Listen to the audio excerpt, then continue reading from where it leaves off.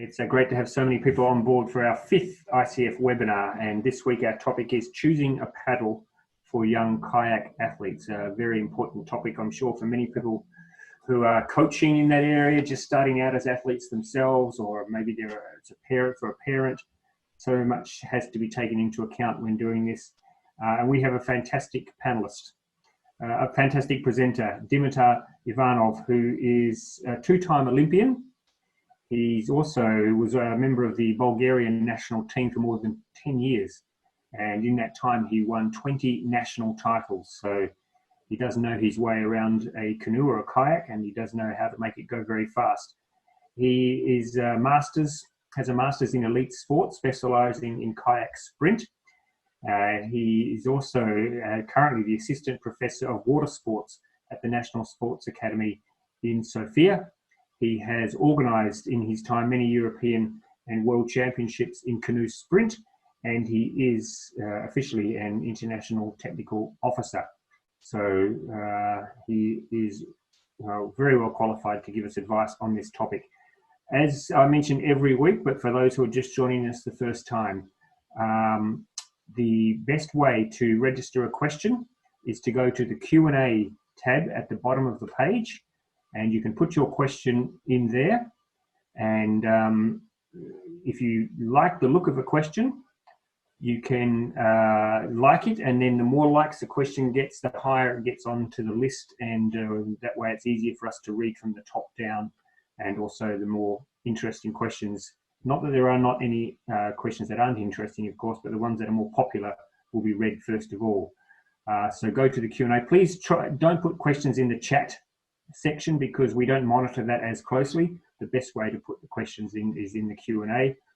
We are recording this webinar, and we will publish it online in a couple of days' time, so you can go back and have a look at it again, or of course, please do share it with your friends and anyone else that you think might find this topic today relevant. So without much further ado, I am going to hand the floor to Dimitar. I will be back at the end of the presentation to present the questions, but please, Dimitar, it's over to you. Thank you. Hello, everybody. I'd like to present you topic to how to choose a paddle for young athletes. First of all, we need to specify terminology that we will use. It is a paddle, actually, paddle blade, paddle size, shape, how wide is the grip, how sitting height, it's shown on the picture, which is measured from the person sitting and with the straight spine. How to choose correct equipment. The choosing correct equipment is a key factor to learn correct technique in kayak, and also it's very important for the beginners to avoid many difficulties in the future, like putting some, how to say, trap for a technique which is difficult to clean when they grow up.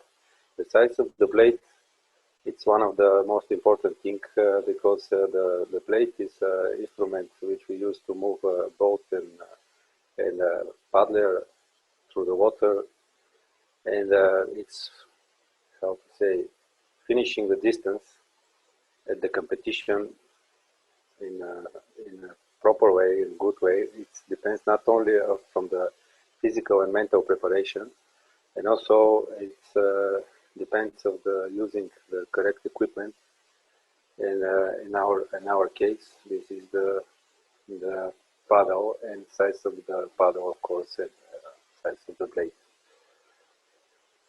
How it's the paddles developed from the beginning. At the really beginning, there was a symmetrical shape which was with the flat blade, which developed later on to asymmetrical shape with different cross section of the blades, like the hedro blade or spoon blade. What is the differences? The hedro shape is designed to guide the water flow across the surface of the blade and do some direction of the water flowing. Symmetrical shape gives a bit more faster contact with the water at the beginning of the whole wideness of the blade, quick contact. And here we showed how they develop during the years and during the time, from square-ended symmetrical blade through the asymmetrical, touring, spooned, dihedral, and in the end winged blade, which we will discuss it in a few minutes. Of course, in the beginning, the materials that they do, the paddle and the boat, there was wooden. It was not so light. It was heavy. It was not so strong and hard, of course. And during the years, they use different materials like plastic, even metal, and now all the paddles in high performance kayak sport is with carbon fiber, with much more. They're much more light and strong and hard. What is the disadvantage of the old type of the paddle? The main disadvantage is braking force, which is formed at the time of the catch of the water from the blade due to the dependence of the movement of the blade moving parallel to the kayak. The paddle which will capture the water is necessary to move at higher speed, reverse the direction of movement than that of the boat.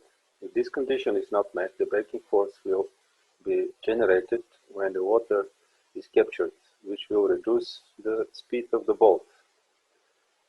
Development of kayak equipment is going hand to hand with development with the boat, not only with the blade. And there is a few key points like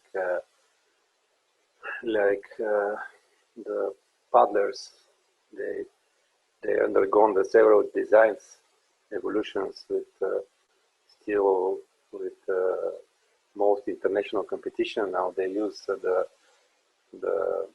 new models, which are like teardrop blade, which are more popular. But in the middle 80s, the first key point, which it's Sweden, Stefan Lindberg. He and his co-workers had the idea to modify the shape of the blade and to give the new shape some different characteristics. And the goal of this new shape was to generate the lifting effect during the terminal phase of the stroke. And they do some testing with the different shapes, and selected one model which they called wing model. And this wing model was used by the Swedish national team in the middle 80s for flat water sprint racing, and they realized all the kayak people, they realized that all the results in sprint kayak events dropped by 2% directly after wing was involved with the competitors, and wing paddle became a necessary equipment for everybody in flat water kayak race. Later on, this first wing actually was designed like they made upper surface a bit wider than a lower surface, because they decide that lower part is not that important, and that was the really first wing paddle. The next was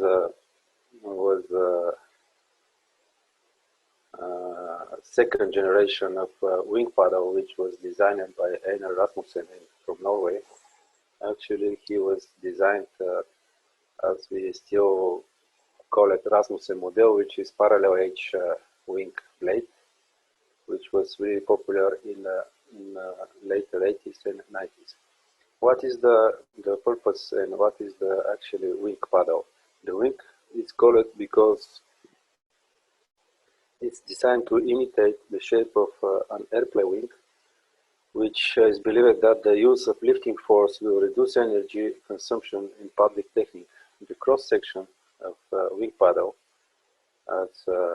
is shaped like an airplane wing, which, let's say, if this were an airplane wing in the diagram below, as the airplane moved forward, air flowing over the wing would provide upward lift on the airplane. In our case, of a paddle blade, as the paddle moves away from the boat, water flowing across the blade provides forward lift on the blade, thus rather than acting as a stationary anchor of which to pull the blade itself can actually move forward in the water and pull you along with it. You see of the diagram here, it's a high pressure area which actually generates this lifting effect against the low pressure area, which is from the other side. Wing paddles are definitely more efficient from the forward stroke, but they require learning a bit different technique and do not work well for all type of strokes, which make the wing paddle not that useful for all type of kayaks. Of course, kayak sprint is in the kayak sprint, competitors and coaches they think mostly about the forward stroke, and the other whitewater kayaks and slalom they do not use wing because of they need the backward and the other strokes also. They are very important. The difference of the technique is showing here, like a traditional stroke. Let's say it's traditional with a flat blade paddle. It should be parallel to the boat, and the purpose is to be as long as is possible, which means to catch the water further from the as far as we can, and pull it back parallel to the boat till we can. There are some studies from the different authors who point other view, and other important thing of the technique is that the use of vortex motion gives maximum thrust to the energy expended. So it can be assumed that although the original design of the blade wing to include the use of lifting force as dominant driving mechanism, in fact, the use of vortex ring production, which is a source of improvements in sport performance, it is in the base of the paddle efficiency. Which means the difference in the technique showing from behind or in front, it's that part here, it's flat blade, how to moving close to the boat, and in section B, it's a wing blade which do this vortex and use this lifting effect, and going actually diagonal to the boat, not parallel to the boat. We are going to in our model different shape of the blade, which we could have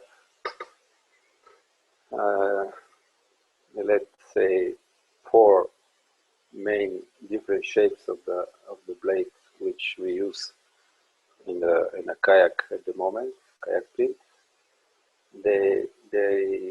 Some of they have 1 or 2 deviations, but the the more of the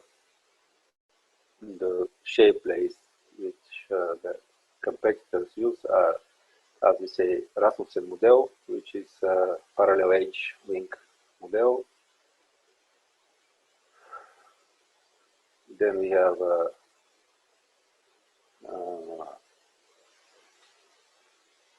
teardrop model, which is designed originally in Russia, later on developed in a different manufacturer. We have another one which is extremely teardrop and in pro longer tear with also it's not, it's how to say, it's a bit the same characteristics, but not with some. I will explain it later about this. And the fourth shape is a twisted model, which is it's not a new design, but it's became very popular in the last let's say last year in kayak sprint. It was popular in whitewater a bit early. So the teardrop blade shape teardrop paddles are the most popular at the moment, and maybe in the last 20 years in kayak sprint flatwater races. They are generally range relate between 205 and 220 centimeters, of course sometimes a bit more, but this paddle requires a bit higher stroke rate to be more efficient. The angle of entry of the blade needs to be precise for the paddler to have a strong power face. Technique needs precise catch, which is first part of the stroke, as a key to generate the optimal and sustainable power. You see what is the form. It's reminding teardrop, and one of the characteristics here is where exactly is how deep and how deep is going the widest part of the paddle. I will show in other slides. The extreme teardrop, it's a bit deeper and a bit wider in the deepness. Depending on the paddle brand, model chosen will determine how forgiving they are with regards to the technique. We will use this term forgiving to the techniques, which means some of the blades require not that much precise technique. Of course, precise technique is good to have always, but some of the paddles, let's say, they forgive a little small mistakes. Therefore, recommended if you are going to choose a teardrop paddle, it's better to have, like always, professional advisor. It's a very good paddle to start learning good technique. Teardrop blade shape. This one is, as we said, extreme teardrop blade shape. How to say? It's it has a characteristic like a very strong catch, which provides of the wider part in the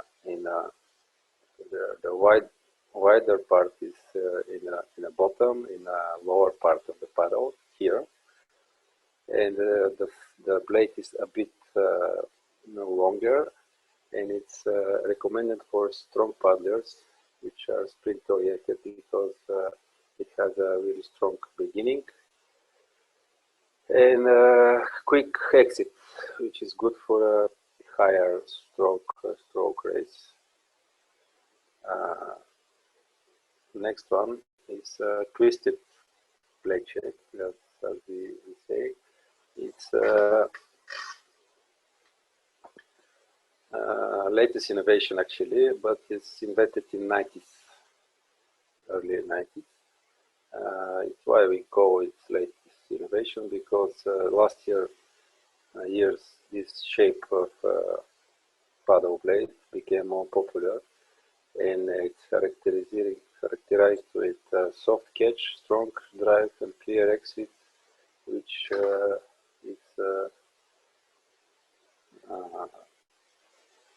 make this paddle much cleaner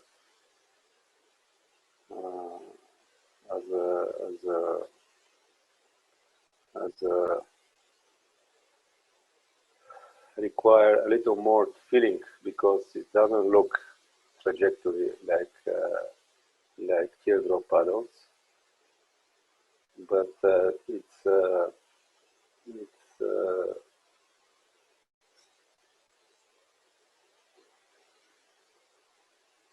provide power, really correlating sequentially with the time of the work of the foot, which foot drive, which in other words make these blades powerful blades, and they're one of the, I would say, they require a bit different technique compared to teardrop, because of this. Of course, the most important thing is to feel comfortable kayaking, and the technique is something that we could learn. Parallel edge blade shape, also known as a Rasmussen model. This blade have a different power profile than the teardrop paddle and the other, because you are able to generate power most of the way through the stroke. It's often referred to as being a more stable paddle in the water, and especially with a bit poor technique, and it's characterized by the less aggressive catch, really strong middle part, and quite good exit. It was really popular in the 90s, still popular with some of the kayakers, and how to say, the paddlers who prefer this paddle, as most of them has a long stroke and more even distribution of the paddle stroke effort, popular with the long distance, because of the way of the paddle. Here, this paddle has more stable stroke. Like we cannot say about this paddle like for the teardrop, really extreme catch or a really easy exit like in extreme teardrop. It's like how to say, it's even stroke effort. To discuss a bit more the paddles, all the paddles have a surface of the blade, which is measured in square centimeters. How long is and how wide is the blade? The first surface measured in that way, it's an absolute value, and it must always be borne in mind that different shapes capture and hold the water in different ways, and the feeling may be heavier or lighter at the same size of the blade surface. As I talked earlier, it depends how deep is the wider part and how wide is the wider part actually of the blade. Also, the style of paddling and technique is important. Like a simple example is the shape of extreme teardrop paddle. It's not that good for those who paddle with long stroke and long distance. Of course, always there is some exceptions. We do some study last year in we measured 24 elite athletes, junior and under 23 categories, which were Bulgarian national team in that category, Belarus team, and some of the club athletes. At the next slide, we will show some correlations and data analyzing. In that diagram, we show numbers of different blade shapes used from paddler in different distances from our research. We could see that the teardrop is the more used paddle. Like 1,000-meter paddlers, 10 of them used teardrop, 3 of them twisted, and 2 of them parallel edge.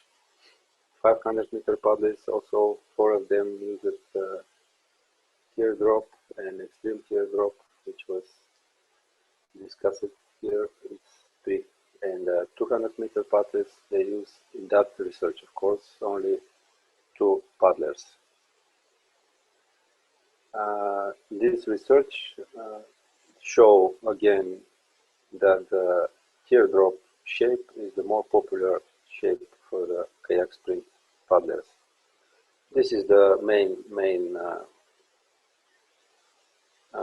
research data, which is the name, age, gender, body weight, body height, length of the spans, hand or stretched hand, sitting height, K1, 500-meter result, best result from last year. Which distance prefer the paddler, 200, 500, 1,000. Straight, we measure the bench press, maximum straight, maximum result. Training level from 1 to 2, how often do they practice, and at what level do they practice. And the most interesting thing is blade shape, how long is the paddle, blade size in square centimeter, as I said, and weight of the grip. And there is some correlation, as we select the highest correlation. The highest correlation in that diagram is the paddle length. How is the highest? Of course, it's sitting height and the body height. This is the most valuable connected to paddle length, and of course, length of the arm extension. It's very high correlation with the paddle length. The fourth thing is grip length, but we know, most of the people know that grip length should be 30%, 30 to 33% of the total length of the paddle, which is the reason to be highly correlation with the paddle length. Otherwise, I think that maybe there is a opposite way of point of view that we could start. Okay, this is the other discussion. Of course, sitting height is connected, but we have to mention that sitting height is something that we could change with the level of the seat. You know, nowadays kayaks, they have 3 or 4 options to sitting height to level of the seat into the kayak, which could be changed if the paddler likes to have a longer or shorter paddle. Depends, of course, of the goal of the preparation. Next correlation, it's interesting again because we notice that some well-known true, the body weight is connected with the straight, and both are connected with the result of K1 500 meter. This is well-known true, but it's good to mention that weight of these people that we do the research is they are kayak paddler in a high level and elite athletes. which means the highly percentage of his weight is muscles, which muscles are connected with straight, and that's why that is one of the reasons to be that good connected weight with the time of K1 500 meters. This is 0877. It's very good connected straight of the K1 500 meter, which are connected with high and arm extension.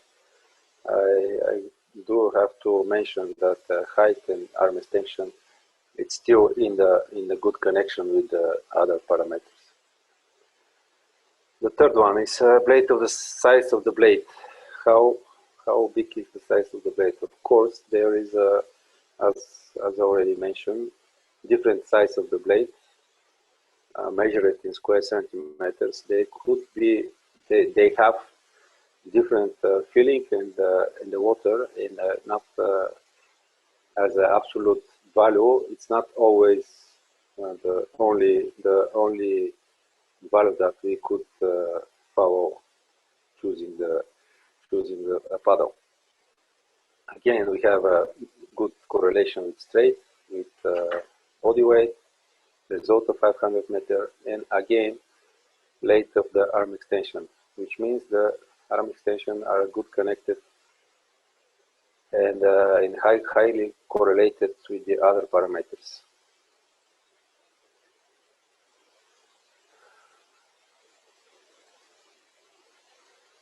Okay, size of the blade. I make some research of mine, and we do the research on internet and speaking with the athletes, and we stop the several points, like how big should be the paddle for the beginners, and what kind of shape it's preferable to have. Like really beginners, kids and children, they need to have smaller blades, and good shape for them is parallel edge, maybe teardrop, and with our opinion, it has to has less than 600 square centimeters for that kind of children. And later on, with the age, all the types are good already for 13 to 16 years juniors and girls, of course. And later on, when they became senior or under 23, the shape of the blade kind of depends of the goal, like what kind of boat we are preparing, like 500 K4 or K1 1000. There is some difference that we could explain it later. Of course, this is not obligate. It's important to know that in a young junior, it's better to notice if some accelerations or some retardance, like a biological age, it's sometimes different than calendar age, which is good to notice when we choose a paddle. Some of the 16 years paddlers, they're strong enough to have a bigger blade, or and otherwise, some of they are not prepared to have a bigger blades. Paddle length. This is quite easy because most of the manufacturers they offer the adjustable system, which is allows to adjust the paddle with 5 to 10 centimeters, depends on the system, of course. 5 centimeters, it's big enough to change the length of the power of the paddle, and of course that makes things easier because because we could change the late all the time and angle and everything, but in otherwise it make it difficult because we are not sometimes we don't give enough time to understand is this our late or it's not. I also in the same way we measure and we calculate different opinions connected with the body height and the paddle length, like 150 to 160. It's preferable to have 204, 208 centimeters, and in the end, higher than 190, they have to have at least 290 centimeters, and even more. In our research, we have middle strong athletes, which have we measure like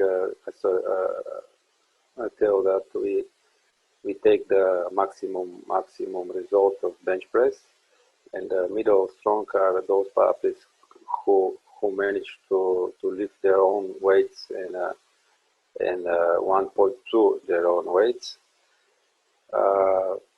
Strong athletes who have 1.5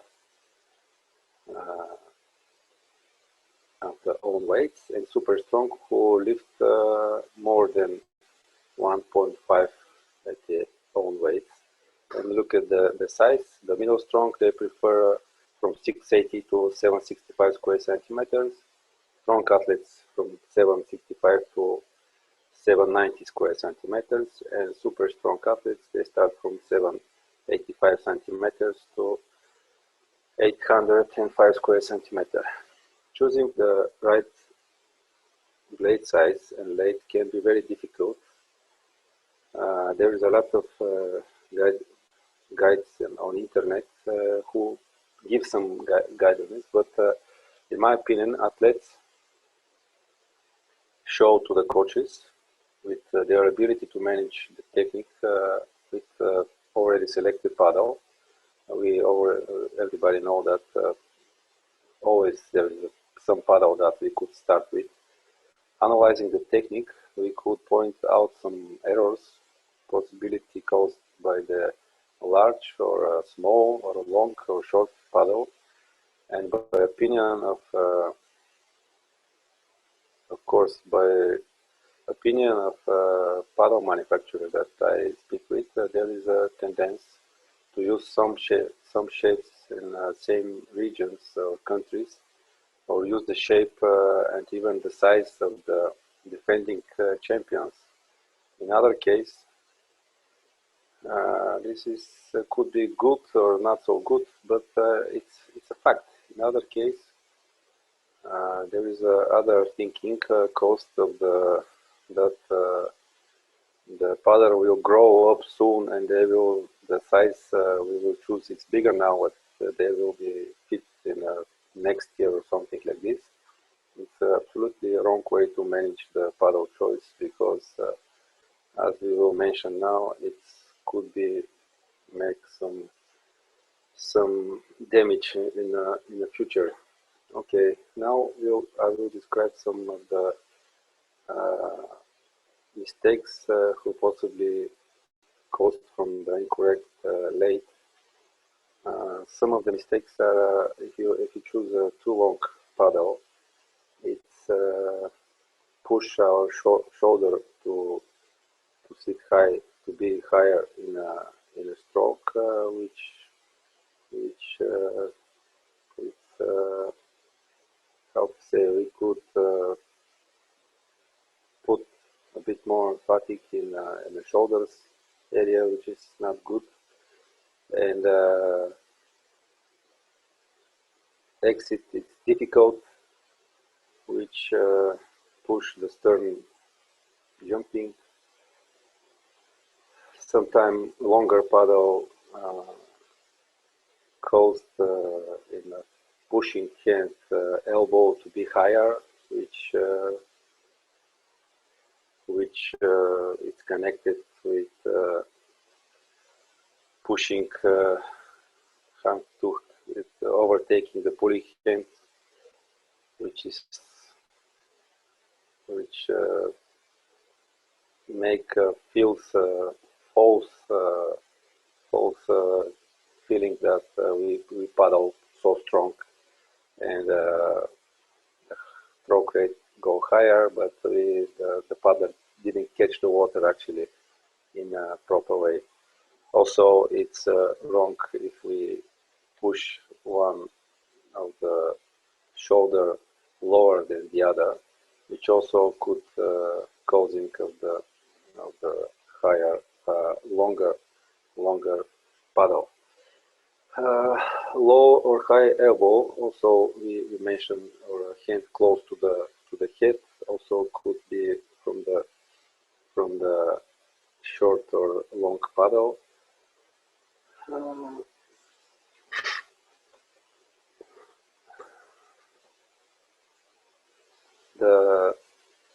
The most important thing in that case is that if you have a too big blade, answer of the water, when we put the blade into the water in a catch phase, it's too big, and it's bigger than power that we could point into the pushing hand, and because of this answer, pushing hand go further faster than the pulling hand, which is not good for a precise technique. In otherwise, this is also connected with the shape. If we have chosen already paddle with a really strong catch, this situation it's easy to find. If we choose a parallel edge, then this situation depends mostly of the size of the blade, because size of the blade is very important, not only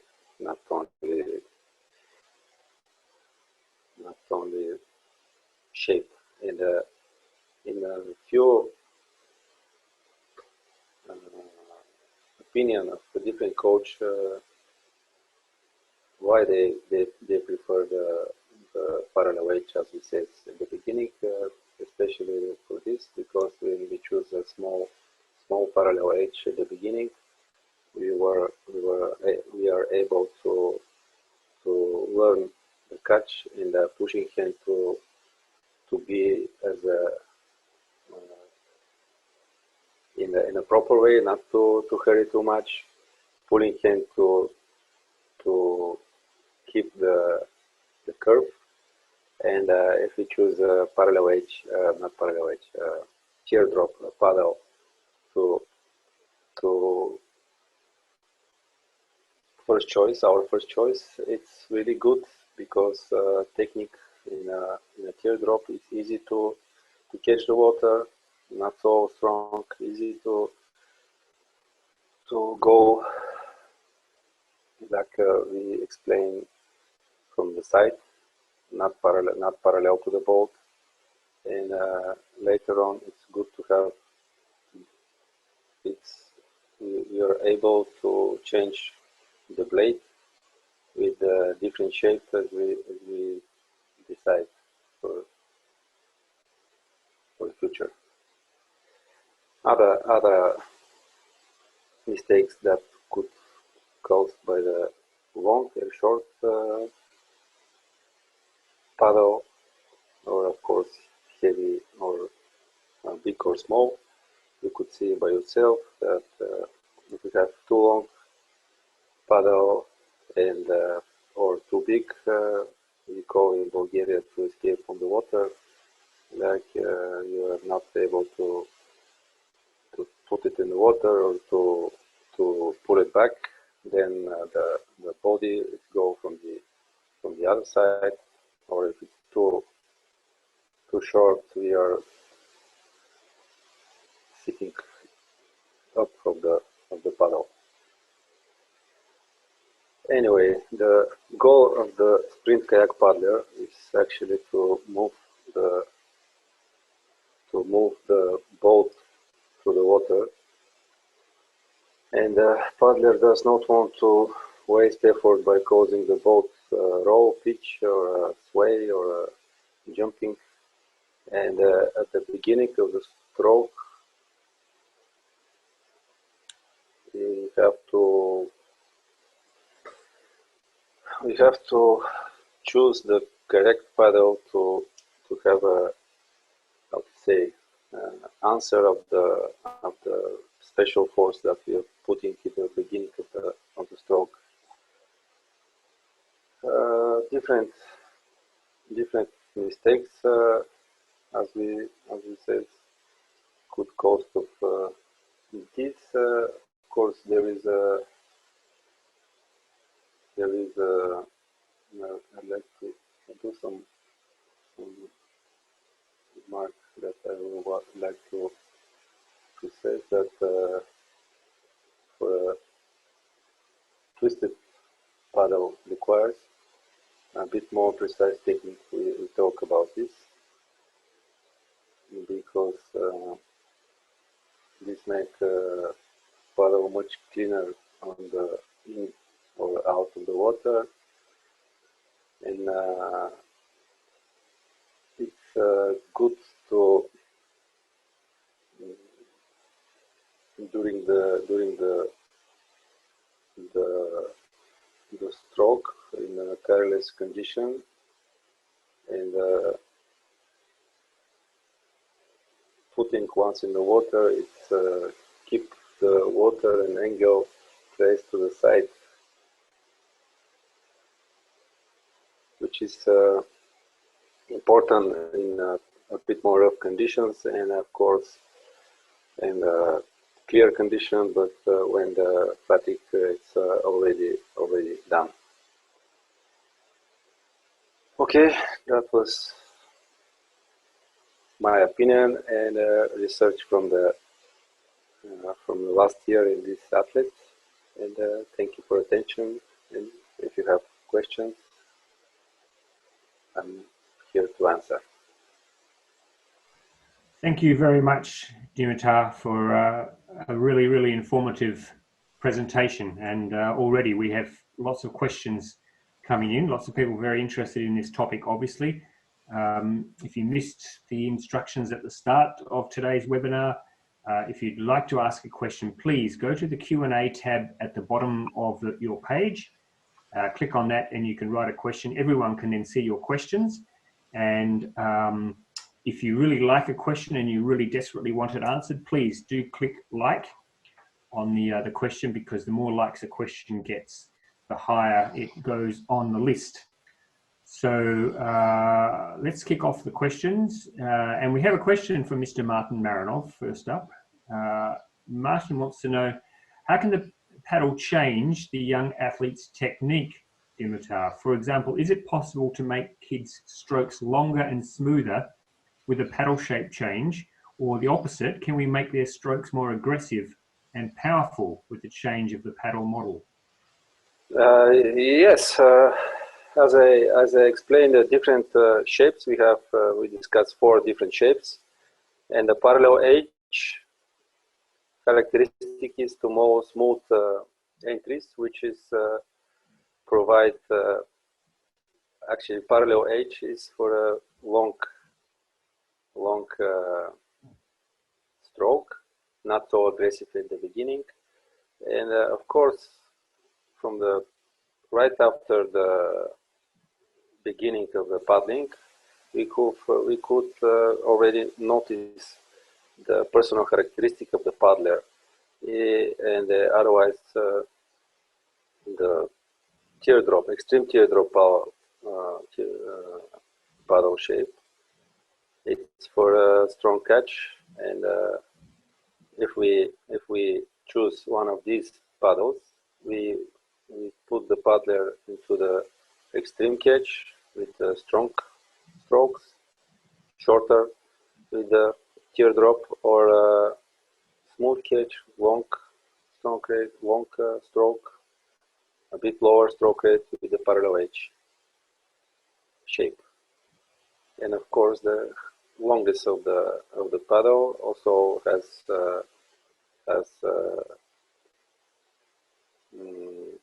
if we choose a higher, longer paddle, then we cannot expect a higher stroke rate, which is expected from the teardrop models. Okay, we have a question from Luca. Dimitar, what is the ideal angulation between the two blades?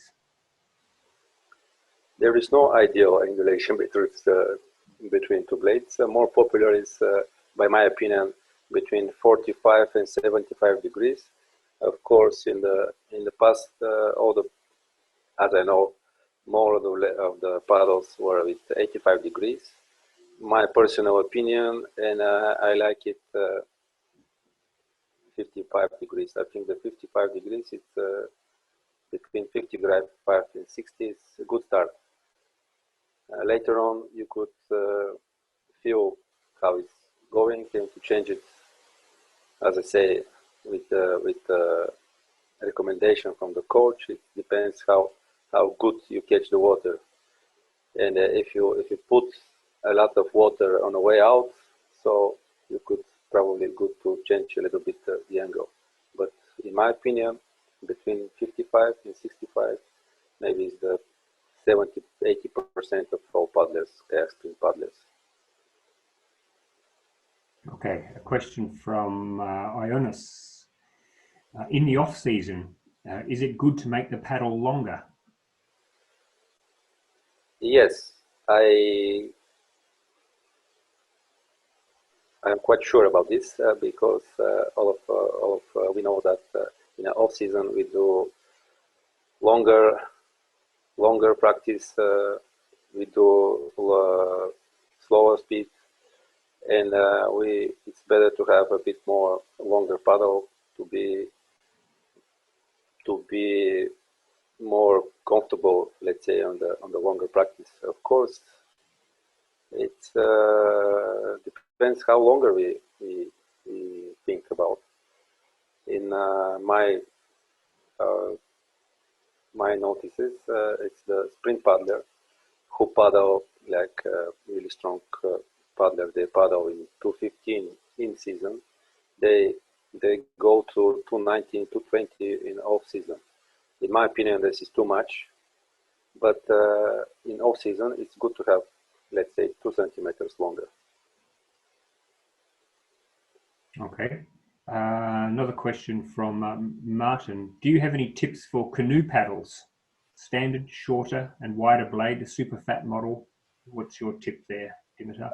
I don't have quite good experience with the canoe paddle. Just could say some recommendation from the coaches and competitors who I'm speaking about the canoe paddlers. Actually, I don't have idea how long should be a canoe paddler, especially with the new model design, which are with a shorter blade and wider blade. But as I know, these super fat models, they have by opinion of the competitors I talked with, it's a quite forgiving at the end of the distance when every competitor is quite exhausted. In these super fat models, they help them to keep the stroke rate to the end. But yes, canoe paddle is not my specialist. Oh, maybe Martin should ask a 5-time Olympian what he thinks. Maybe. A question from Ivan. Ivan says that a swimmer can hold water with a blade the size of a hand. When teaching kids to feel water, should we keep them on a very small blade while they learn to find the grip on the water? Could you repeat, please? So a swimmer can hold water with a blade the size of a hand. So when they're swimming, When you teach kids to feel the water, should we keep them on a very small blade until they learn to find grip on the water?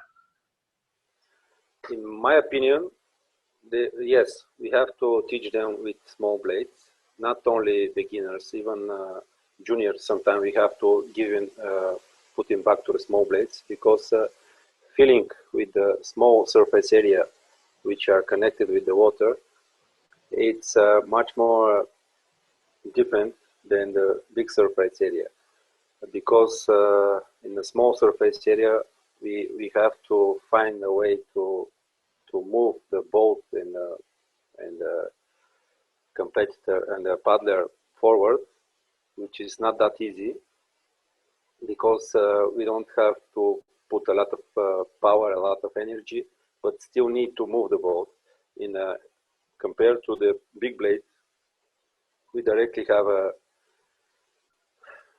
lot of surface connected with the water, and even if we put it in the wrong way, we still have this kind of how to say place to put our energy, which do some movement in the water. So in the beginners, we have to use the small blades, because in the small blade we have a small chance to learn them in a poor technique. It's much better to learn the technique. Okay, Raul asks, what do you think about the equation to decide the paddle length?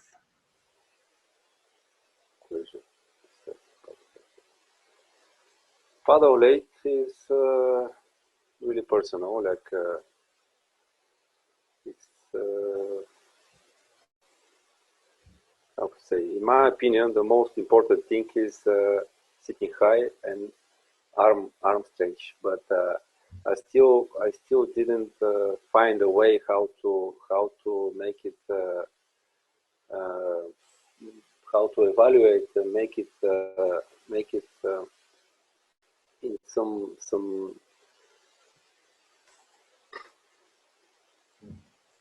to how to fix it. Let's say if you have that kind of size of the arm, you have to have that kind of length of the paddle.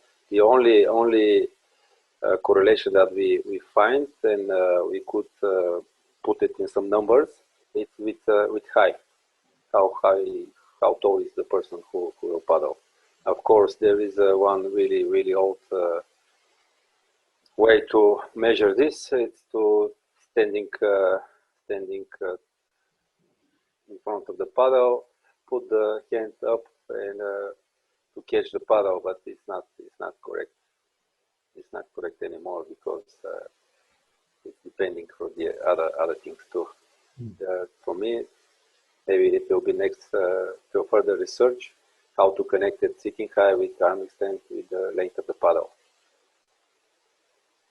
A question, you've touched on this a little bit already, but Farouk and Christine have asked, what is the suggested angle of the blades? I think you did mention that earlier on, but... Yes. My suggestion is between 55 and 65 degrees. It's sometimes, but there is a, let's say if you paddle with teardrop shape and want to change into the twisted shape, then there is about 5 degrees difference in the angle. But it's quite fast. You could learn this on the first few strokes. Yes. Sebastian asks, do the athletes in K4 need to use a different size paddle? That was obligate in the past, before 2000 year, because the size of the K4 was wider. The paddles who paddle from the third and fourth position, they have to have a longer paddle. Nowadays, the length of the paddle, in my opinion, should be the same. But if you are focused and prepared for a K4 or a K2, it's good to think to have one size bigger plate, because speed of the boat is higher, and we don't have time to put our power into the blade that requires this shorter time for a stroke, requires a bit bigger blade to answer the speed. It's the same like in K1 100, let's say. They have too big stroke, not much time to have a water phase. That's why they need to have a bigger blade. Okay, we are getting towards the end. Maybe time for 2 or 3 final questions. Rika asks, how do you pair shafts with the blades? Is it the stiffness of the shafts makes a bigger blade more suitable for weaker athletes? Stiffness of the shaft. It's yes. Weaker athletes, it's recommended to have a soft shafts, because of the, you know, it's we are not machines, and we have a lot of soft joints like shoulders, elbow, and this is the same with the paddle. So when we make a stroke, we have kind of hit, which is stress on the water. This stress going through the paddle and through the body, and when we have a soft shaft, this stress stay kind of in the shaft. If you have a harder shaft, this stress go to the joints, to our shoulders. So if the paddler is not so strong and use the hard shaft, it could be some pain in the shoulders, or even injuries. But bigger blade with softer shaft, still we are in a way to do some mistake with pushing hands and something like this. And maybe this is the final question. We've got quite a few questions here, but they touch on a subject you've already covered. But Franco wants to know, do you have any evidence about efficiency connected to blade exit speed? Evidence to what? Could you repeat? Evidence about the efficiency which is connected to the blade exit speed. Blade exit, no. We are all the researches that I find, and we do with the colleagues, and all the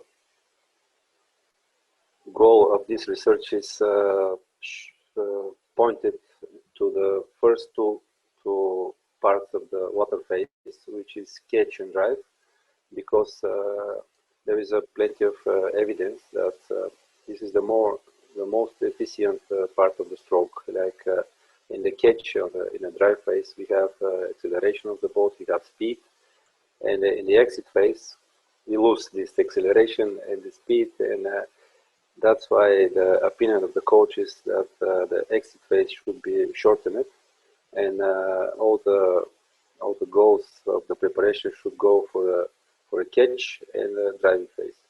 Of course, with the parallel edge blade, this is a bit more difficult, but you know, that is the researches. I didn't find any evidence about this. Okay, and I know I said that was the last question, but here's one last one for you from Alex about grips on paddles. Alex says some, especially beginners and junior paddlers, tend to struggle with maintaining the position of their hands on the blade. What are your thoughts, Dimitar, on putting grips on the blade versus just leaving it bare with no grip? In my opinion, grip always on the right hand or left hand, depends with which hand you roll the paddle. It's better to have something just to remind the paddler where is the hands, because if you left it clean, they usually catch not in same position. They catch and moving the hands the left or the side, which is not good for a technique. That's why from the really beginning, I noticed in clubs in Bulgaria, me too, I do this. We put something on a place that we think and measure that they have to catch the blade, and to know where is the hand during the paddling. Okay, Dimitar, I think we're done. I think we've covered it all today. It's been a really interesting presentation. Thank you for so much. Have you any final comments you'd like to make, or are you pretty happy with leaving it there? I am also thank you. The final comment is that choosing the paddle, it's not easy thing. It's not just catch one and go paddle. And there is still a lot of person who try to teach younger athletes not to understand meaning of the paddling. Actually, that's why I pointed that much on the wing paddle. What is wing actually? Because starting with the old Swedish wing or a flat blade, it's not bad, but it's like for 1 or 2 days. After this, it's highly, strongly recommended to have wing paddle. It's something that they will use all the time to the final. And the question should be not do I need to use wing paddle for beginners, and what kind of wing paddle I need to use for beginners. Thank you. All right, thank you, Dimitar. This webinar will be online in a couple of days' time, so please share it with your friends, everyone, and also, of course, we always send out a feedback form to give you the chance to have your say on the webinars and to give suggestions. And also, if there's particular topics that you would like us to focus on for our next series, then we'd also like to hear from you as well. There's no webinar next week, but we'll be back in 2 weeks' time, and the topic in 2 weeks' time is how to train your athletes to paddle faster. It's the $1 million question, of course, and we will come up with some answers, which will be nice. And then the final 2 presentations, which have just recently been added, but I think you'll find these are very, very interesting. On the 7th of October, we'll have a presentation on anti-doping education. And with the Olympics just under 12 months away, there's no better time to refresh ourselves and get the very, very latest in anti-doping education. Of course, it's a bit of a minefield and the rules are changing all the time. So October the 7th, pencil that one in, because we'll have an expert joining us on that day to give us the very, very latest on anti-doping and what we need to know as we go forward into the future. And then our final presentation at this stage for this year on the 14th of October, we'll look at high altitude training. So we'd love you to join us for that. They're always at this time, so pencil it into your diary, and of course we'll bring you more details. Go to our website to register though, and we'll have some fascinating presenters for those webinars. Thank you everybody for today. Thank you again, Dimitar, for taking the time out from your busy day to chat with us. I think everyone has really appreciated your input today, so thank you so much. Thank you everyone. See you in a couple of weeks' time.